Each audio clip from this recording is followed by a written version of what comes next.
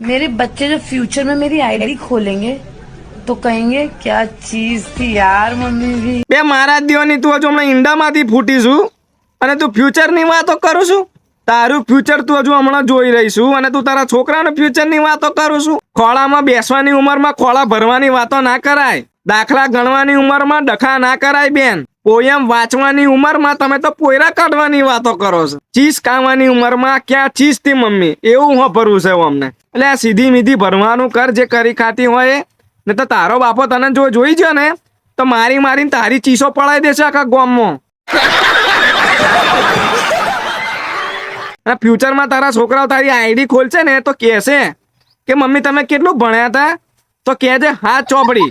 કેમ કે હું ભણવાની ઉંમરમાં બેનપણીઓ જોડે જઈને રીલની બળવાઈઓ કરતી હતી એટલે હું ભણી નહીં.